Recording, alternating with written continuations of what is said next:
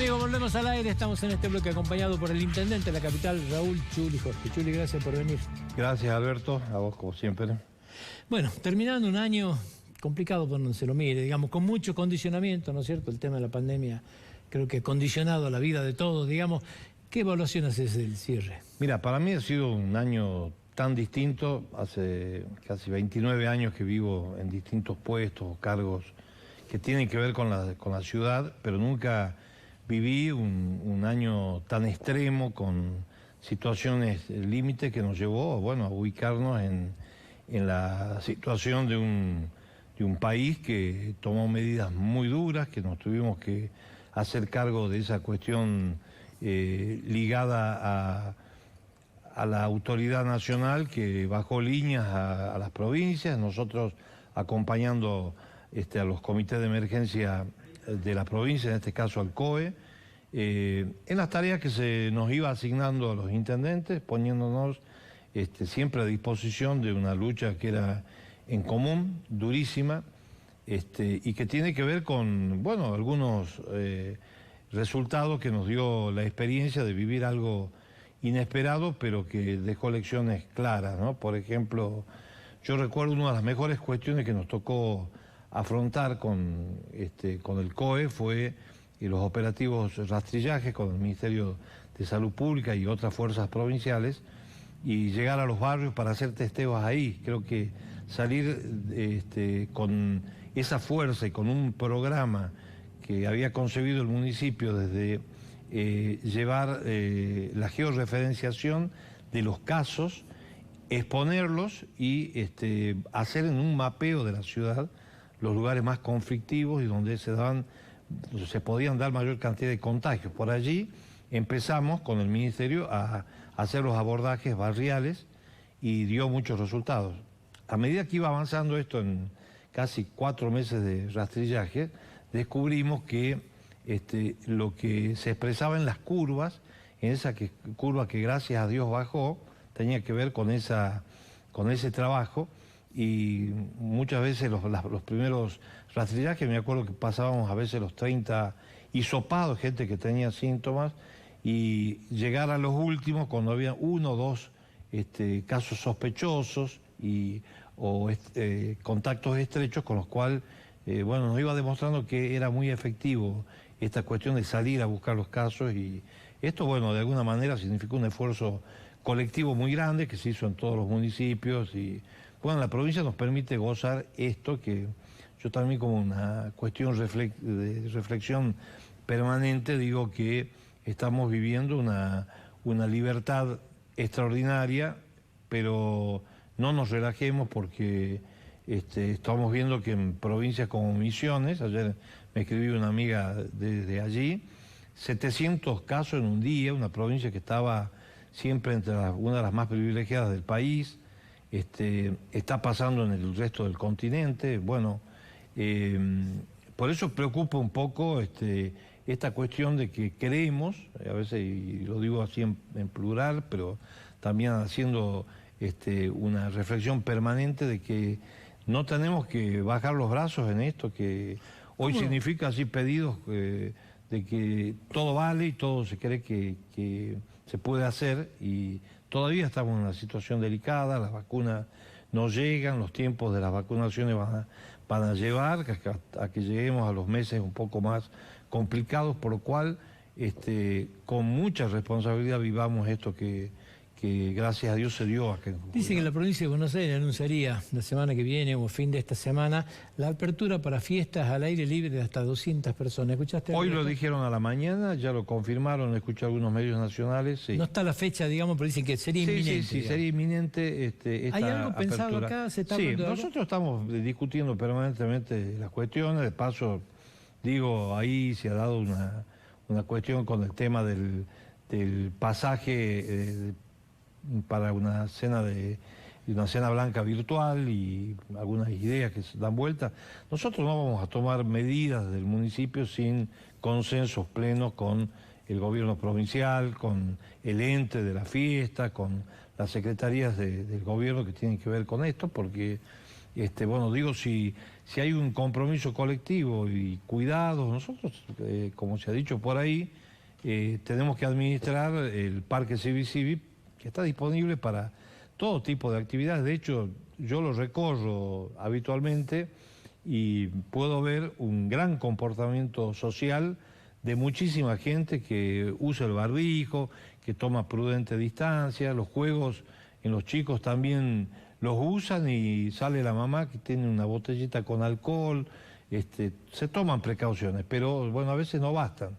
Y pasan cosas, alertas, como esta lectura preocupante de lo que pasó en Abrapampa, ¿no? Donde un día aparecieron 9 contagios, hace algunos días. Bueno, en localidades tan pequeñas, ver esto, bueno, nos hace ver que por ahí hubo una juntada y una persona lleva en forma exponencial esta cuestión. Y no nos olvidemos que como veníamos disfrutando de algunas cuestiones que se manejaron muy bien inicialmente, cómo empezaron a explotar con algunos casos importados, con los camioneros, todo esto acá en la provincia de Jujuy.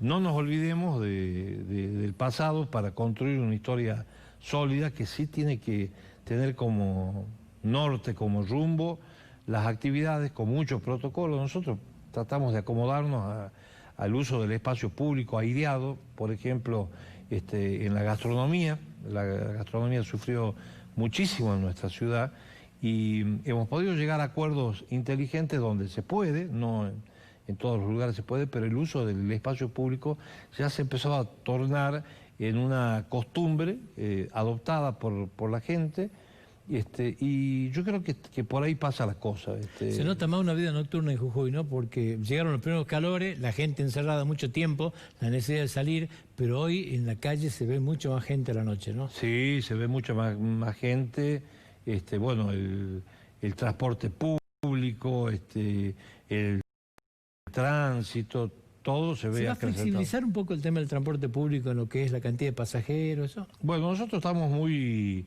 ayornados y estamos muy en contacto con medidas que van tomando en el AMBA, fundamentalmente con el transporte público. Allí se está permitiendo ya, con delimitaciones y distancia social, por ejemplo, el número de 6 o 8 pasajeros parados, depende del transporte. Que inclusive en los vehículos, en los colectivos, se colocan círculos situados en una equidistancia entre las líneas de asiento y con una distancia que va entre 1,5 a 2 metros. Y esto, bueno, también ayuda a empezar a equilibrar esto que se desmadró, que significó un quebranto muy fuerte, un duro problema para las empresas de transporte.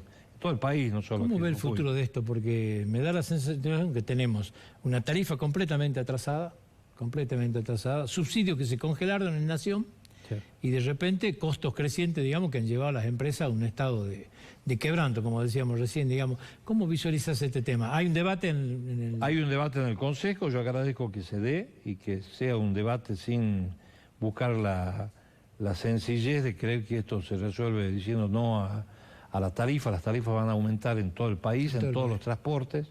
Nosotros venimos con la tarifa muy atrasada.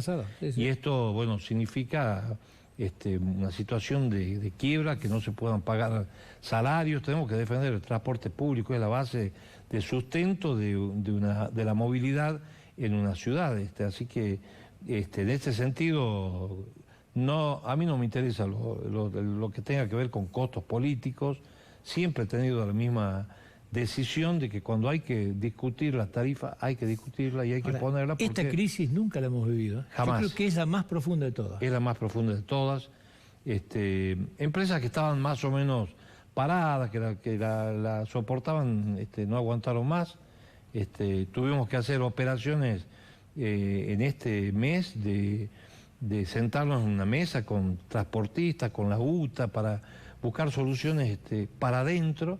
Hemos conseguido ahí un acuerdo de empresas para que se hagan cargo, dejamos las fuentes laborales intactas. Unión Bus y Santana, sí, digamos. Unión Bus y Santana, una actitud que a cualquier empresario cuesta dejar 1, 2 o 4 líneas, por supuesto, pero en el entendimiento de que había que buscar una solución. Bueno, aquel que podía más, que lo haga. El que tiene que dar un paso para atrás, lo dará para atrás para fortalecerse y tal vez dar pasos para adelante en el futuro. Las ciudades siempre generan oportunidades. Cuando yo comencé la gestión en el 2007, no pasaban de 160 colectivos, hoy son más de 400 colectivos, crecieron más de 8 líneas directas, barriales e interbarriales, y esto significa que van a haber oportunidades para que el transporte crezca, pero siempre con esta decisión de cuidar cada fuente laboral. Hay cerca de 1.300 empleados del volante que justamente tienen familias detrás y por eso es tan importante consolidar todo esto, como también la posición que tuvimos claramente con el tema Uber. Nosotros decimos, bueno, Uber puede funcionar en muchas ciudades del país, pero aquí en Jujuy hay 1.300 taxistas que viven de eso y que son muchos más directa o indirectamente y que no han tenido trabajo, pasaron la pandemia. En primer lugar, nosotros facilitando de alguna manera la posibilidad de darles los permisos para que puedan hacer de delivery, y esto, bueno, era mitigar un problema mucho más grande. O sea, se bancaron. ¿Cómo van a hacer con los controles de Uber? Porque Uber igual está funcionando, ¿no es cierto? Y bueno, se detienen, hay una ordenanza que fue votada por unanimidad del Consejo Deliberante con multas muy fuertes para esto. Queremos evitar las situaciones de violencia también, sí, que se dan en forma calamitosa. A mí me ha tocado ver en una oportunidad en Ezeiza una situación tremenda con un Uber y taxistas que estaban habilitados, bueno, para el pasajero y para el conductor, un auto totalmente abollado, una bronca, una cuestión, porque también digamos que Uber es un modelo, aparecieron otros más. En la ciudad de Buenos Aires, yo hace algunos días lo hablé con el jefe de la ciudad autónoma, con Horacio Rodríguez Larreta, me contaba de 3 aplicaciones más. Hay una que es china, y esta aplicación toma taxistas, es decir, permite formalizar que la aplicación sea llegada a gente que está formalmente habilitada. Bueno, nosotros no podemos permitir que lo que dice la Carta Orgánica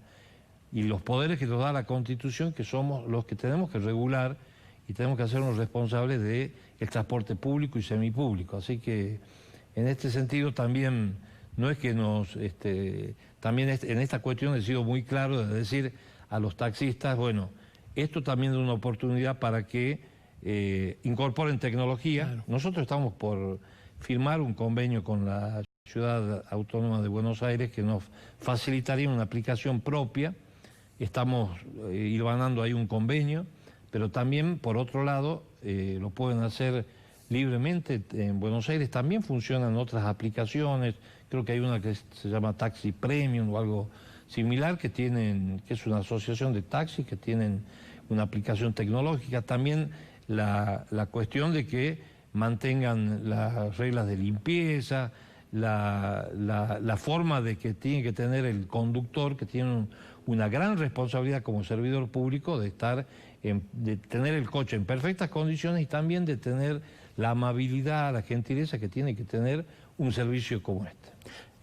El tema personal, Chuli, tuviste un año que me imagino el tema pandemia para el SEON debe haber sido complicado porque hay mucha población de muchos años, hay mucha población antigua, digamos, de riesgo. Sí. ¿Cómo se movieron ante el año y cómo está cerrando también? Hoy hay conflicto salarial, digamos. ¿Cómo calculas cerrar estos conflictos? Bueno, nosotros, por supuesto, apelando al diálogo, tenemos las vías abiertas, pero también saben los muchachos del SEON, otros gremios y sindicatos, que nuestra situación financiera es tan grave como la del empleado municipal. Casi 5 meses sin recaudar. Nosotros implementamos medidas tecnológicas, la página web.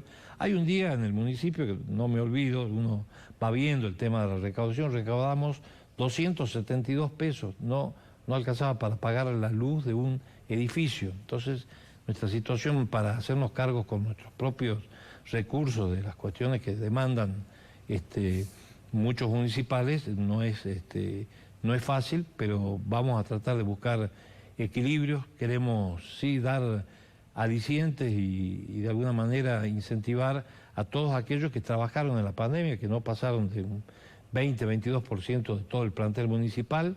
Muchos hicieron trabajos desde la casa por vía Zoom, tuvieron cuidado. Muchos funcionarios estuvieron en su casa y muchos otros estuvimos casi todos los días atendiendo, entendiendo que teníamos responsabilidades básicas que eran el tema de la basura, el tema de los servicios públicos como el alumbrado, etcétera, y también pensar en la ciudad que se viene, la ciudad del futuro. Se están discutiendo muchas cuestiones en todo el mundo, en las grandes ciudades. Yo participo cuando puedo de Zoom, por vía Zoom, con alcaldes, intendentes de Latinoamérica.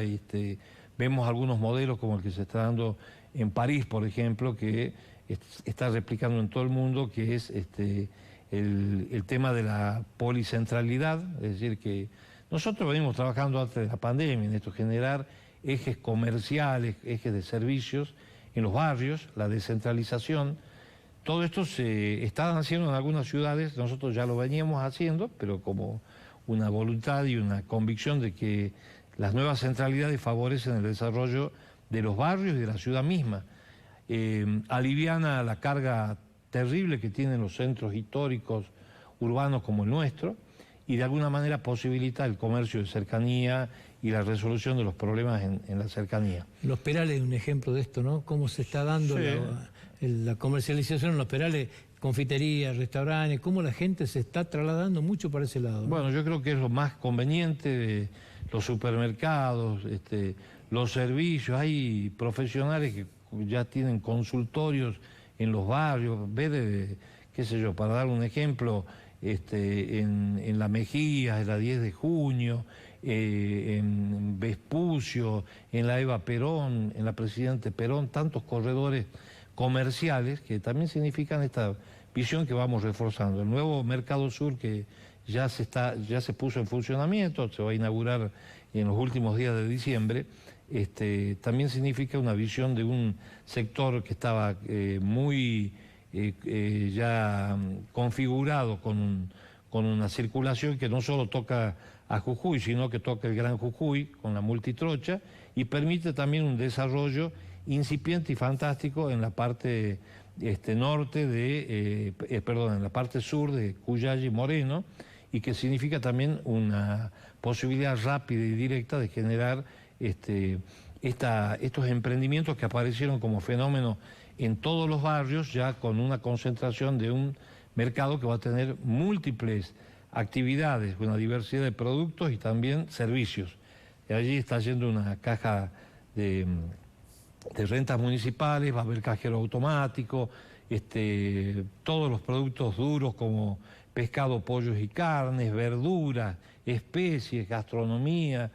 Bueno, un proyecto que nos llevó a entender también que una ciudad que hace 50 años no apostaba en la solución directa de los mercados, que es una responsabilidad constitucional del municipio, transformarlo también en una posibilidad de desarrollo de ese sector que ya está cambiando rotundamente. Ahí inmediatamente cuando empezamos la obra, vinieron los vecinos de la calle San Lorenzo a decir, queremos el pavimento y que viene bien al mercado, y ya está pavimentado, pusieron todo el material, nosotros la mano de obra. La calle San Lorenzo, acuérdense de este nombre para los que no conocen, es un gran eje que deriva después en la Presidente Perón. Ya estamos por semaforizar ahí la intersección de esta calle con la Nicaragua, que es la que entra Mariano Moreno por la colectora, donde está el nudo vial, y esto también va a permitir un acceso claro y perfectamente... El presupuesto, digamos, ¿dónde crees que puede estar el eje de lo que es obra, digamos, ¿no es cierto?, en el marco de lo que se vive desde ya, ¿no es cierto?, que tiene que ser una cuestión totalmente moderada, digamos, producto de la crisis económica que hay, pero ¿dónde ves el eje de lo principal que pretende hacer? Bueno, nosotros durante todos estos años que la gente ha confiado en nuestros proyectos, no somos de hacer declaraciones elocuentes o estridentes en cuanto a los planes en las obras. Sí nos interesa ser equitativos, repartir lo más parejo posible todo esto, componer también y escuchar al Consejo Deliberante, que también hace lo suyo con aporte con el presupuesto participativo. Nosotros vamos a hacer pequeñas, grandes obras que resuelven problemas muy viejos, ¿no? Por ejemplo, ordenadores de tránsito, pequeñas obras de pavimentación y de cordón cuneta que, por otro lado, significa menos mantenimiento y gasto en el enripiado.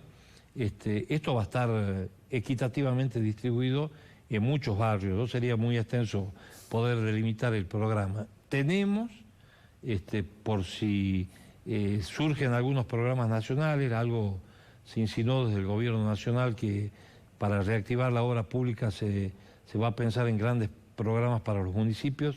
Nosotros, como venimos trabajando y nuestra gestión tiene, para bien o para mal de algunos, muchos años, tenemos un buen banco de proyectos, así que están listos para ser presentados. Ahora hemos conseguido con el programa Municipios 2 el financiamiento de aproximadamente 150 millones de pesos que van a ser destinados a ciclovías, fundamentalmente en el otro CBC, que yo digo que es el Parque de la Memoria, el que va entre la cancha del Lobo hasta la ex casilla de turismo. Ahí se van a duplicar las vías y las ciclovías. Vamos a hacer una obra que se usa mucho eso, ¿no? Se usa muchísimo, muchísimo para todo el sector este y sur de la ciudad, y aparte es una confluencia natural con el CBCB. Inclusive las ciclovías que vienen de Alto Comedero, que recorren casi 12 kilómetros, donde también ahí en la Forestal se está haciendo una obra por parte de la delegación por vía administrativa.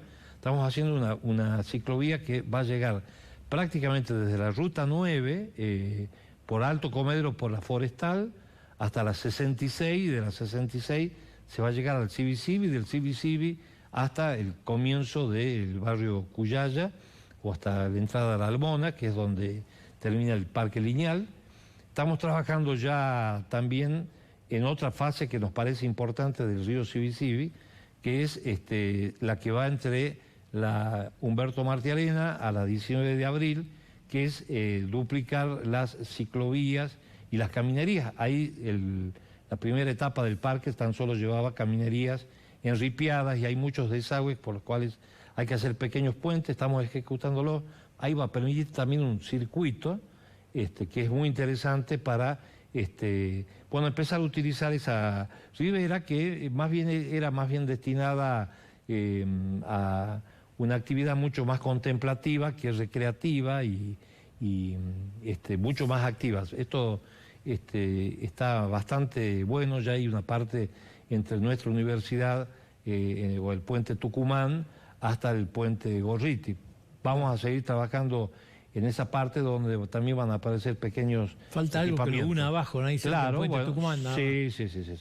Están proyectados también puentes peatonales, pero dentro del curso del río. Ahí estamos trabajando también con obras complementarias que son controles de fondo, que se llaman, que ya se hicieron. Todos los años hacemos 3 o 4 más. Da más seguridad todo lo que en forma agorera decían algunos que no iba a durar. Ya el parque cumplió 2 años, vamos para el tercero. Creemos que también con el sistema de alertas tempranas que ya instalamos en la cuenca alta, también vamos a tener mucha más seguridad para preanunciar con sirenas y todo un sistema. ¿Qué margen de tiempo te da la alerta temprana esa hasta que te anuncia una probable subida? En una situación extrema tenés por lo menos entre 15 minutos a 45 minutos. Claro. Inmediatamente, por si algunos no lo saben, hay un control de cámaras por donde empezó Eckelmeyer, la gente que tenía a su cargo seguridad, que el primer lugar donde se pusieron cámaras fue en el río CBCB. Me acuerdo que rompieron los juegos y se lo detectó con eso, me acuerdo. Hubieron 3 hechos de violencia en 2 años y pico que lleva el parque, 2 años y medio. Los 3 fueron detenidas las personas que robaron celulares, una cartera, porque hay un control, hay cerca de 20 cámaras con objetivos que están mirando todo lo que pasa allí. Es decir, yo diría que es uno de los lugares más seguros que tiene Jujuy. Y la gente lo adoptó, ¿eh? Y la gente lo adoptó, y la gente lo cuida. Sí. Y yo me saco el sombrero con la gente más humilde que da lecciones permanentes a mucha gente que decía esto va a ser un basural, va a ser una porquería, va a ser un... hay gente que va a hacer sus picnics, llevan hasta mantelitos, los ponen en la mesa, no los cuidan, llevan sus bolsitas, colocan la basura.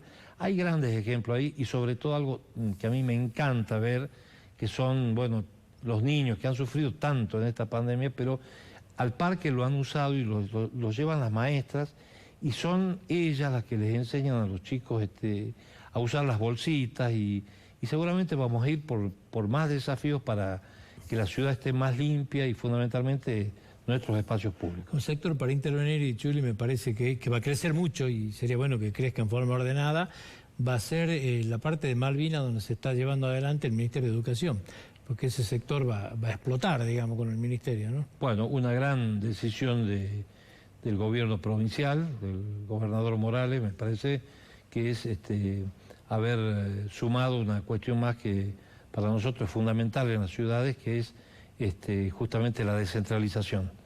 Me parece que ese es un ejemplo claro de lo que se debe de hacer. De alguna manera me pidieron alguna opinión cuando estaban decidiendo dónde, habían algunas intenciones también de llevarlo a la Presidente Perón en los terrenos que tiene el IPPS, y me parece que esa fue la más sabia, más inteligente, ahí donde va a permitir un desarrollo muy claro de toda la zona y también con posibilidades para el transporte, para que se transforme y se configure otra centralidad más en ese sector. Ustedes presentaron un proyecto y hablaban siempre del Gran Jujuy, digamos, la integración Palpalaya, la San Salvador, digamos. ¿En qué están trabajando ahora en ese tema? Bueno, se han vuelto a generar algunas reuniones, teniendo en cuenta que en Palpalá hubo un cambio de autoridades. Este es el mismo intendente de hace algunos años y en este tiempo también le tocó ser el primer intendente electo a Santiago Tizón, con lo cual lo primero que era pedir a Palpalá que tomara alguna definición. El intendente Rivarola decidió que se continúen con estos proyectos. Nosotros ya habíamos trabajado estos 3 años en delimitar un proyecto que está en el BID con preacuerdo. Nosotros vamos a insistir con lograr, son cerca de 5 millones de dólares para las 3 ciudades para que desarrollen, en el caso de Yala, el parque que tiene que ver con potreros de Yala y ciclovías que unan las ciudades, en el caso nuestro, ciclovías, la constitución de desarrollo para nuestro parque botánico y también el mercado central, que tiene un proyecto muy ambicioso para ser convertido en un centro comercial, gastronómico y turístico que forma parte de esto. Y para Palpalá también ciclovías y otras cuestiones que tienen que ver con las serranías de Zapla. Este proyecto ya tiene visados, está en este momento en el Ministerio del Interior de la Nación, así que nosotros estamos tratando de pedir el respaldo. Ya de hecho el gobernador se comprometió a avalarlo. Los intendentes estamos perfectamente de acuerdo en todo esto, así que vamos a seguir activando todas estas relaciones y de hecho en el contacto diario de apoyarnos en cada uno de los operativos que hacemos. Tenemos cuestiones que se vienen duramente para los municipios, como es el tema del dengue, así que también permanentemente estamos tratando de colaborar y de armar fuerzas en común para trabajar con todas las cuestiones que tienen que ver con mejorar nuestro estatus como también ciudades receptoras de turismo, si es que esta actividad se abre, y fundamentalmente, bueno, tener un contacto directo con las cuestiones que nos unen, como el transporte, las cuestiones de operativos conjuntos, medidas que tenemos que tomarlas en el estricto control de protocolos, pero también de razonabilidad. Hemos tenido muy pocos desajustes, de que por ahí nosotros habilitamos las ferias tal vez unos días antes que Rivarola en Palpalá o que Santiago Tizón en Yala, pero tenemos que hacerlo en forma igualitaria. Tenemos que abrir y cerrar los negocios con los mismos horarios, así que a veces es una llamada telefónica y nos ponemos de acuerdo rápidamente, o hacemos un Zoom y delimitamos justamente de ponernos en línea con lo que es razonable en momentos tan difíciles como los que nos toca vivir. La provincia logró cerrar acuerdos que tienen que ver con la intervención en el casco histórico, se va a poder avanzar sobre el cabildo, o sea, se vuelve a conseguir fondos y a ver todo lo que es el casco histórico como el futuro desarrollo de esto. ¿Te imaginas un polo de desarrollo grande acá, teniendo en cuenta que ahora la plaza donde no había nada, ahora hay muchas alternativas de comer? Se fue generando esto de a poco, ¿no? Sí, nosotros allá por el 2008, la Plaza Belgrano era un lugar oscuro. Por eso cuando fue el bicentenario del Éxodo, nuestra apuesta fue a potenciar la fuente, la remodelamos, bueno, y generamos todo un cambio en el equipamiento, la plaza cambiamos la iluminación y empezó a significar un lugar también de fuertes encuentros. Esto también generó desborde y operaciones inmobiliarias en la gastronomía. El gobierno también ha hecho lo suyo con la Casa de Gobierno, donde nosotros intervenimos en la parte del parque. Tenemos un proyecto con el gobernador para, inclusive, si es posible y si los tiempos de la convivencia lo permiten, también mejorar la plaza posterior, que es la Plaza España, que hace como una década se tuvo que cerrar por las permanentes manifestaciones y tomas que habían de ese espacio público, pero digamos que ahí también tenemos una visión en común. Nosotros hemos trabajado con la gente del gobierno, con infraestructura, por el tema de lo que ya se vislumbra en el Cabildo y en la Catedral, que lo hizo provincia, en el sentido de una iluminación también armónica de esos dos edificios, los más viejos de la ciudad y de la provincia, que por otro lado son patrimonio también arquitectónico de todos los jujeños. Hemos hecho lo que teníamos que hacer también en el entorno a las esculturas de Lola Mora. Se han bajado árboles que no solo contaminaban visualmente, sino que eran un peligro latente. Yo digo, qué buena medida que tomamos hace algunos meses, criticada por algunos, pero bajamos árboles que ya estaban secos y que estaban significando eso que ha pasado hace un par de días con la caída de los árboles. De paso, decir que nuestra gestión no está los árboles no son nuestros enemigos, digamos. Hemos generado la plantación de muchos árboles, es la gestión que más parques urbanos hizo en la historia de la ciudad. El decir que tenemos Civi y el Parque Belgrano en Alto Comedero, sumamos 2 parques prácticamente en los últimos 4 años, y esto significa que se han plantado muchísimas especies, estamos forestando barrios. Hablando y a parque, veces pasa esta cuestión de que hay un árbol que está poniendo en riesgo a un vecino, y sobre todo lo peor que puede pasar, que ponga en riesgo vidas, porque cuando pasan estas cosas y vemos árboles, postes que se caen porque viene un viento de 70 kilómetros por hora, un día domingo entre las 6 de la tarde y las 10 de la noche, a veces te deja sin reserva para hacer lo que se debe hacer cuando hay que hacerlo. un amigo en común me dijo, decirle al Chuli que tiene que cambiar los juegos del Parque San Martín. Ahora que hablo de parque me ha hecho acordar. Dice, bueno, habías prometido que ibas a cambiar los juegos del Parque San Martín. Dice, los juegos del Parque San Martín están en los depósitos municipales. Tenemos todo ese equipamiento tan extraordinario que tiene que ver también con la inclusión, que es un tema que desarrollamos bastante para ese parque, por ejemplo, con la rampa y juegos inclusivos, permiten el acceso con sillas de ruedas, etcétera. Están comprados y están esperando el momento para ser aplicados. Justo allá por el mes de marzo que íbamos a empezar a modernizar el sistema de juegos de parque, porque muchos los queremos dejar porque forman parte hasta del patrimonio. Son los juegos que se pusieron en la década del 50, ya tienen 70.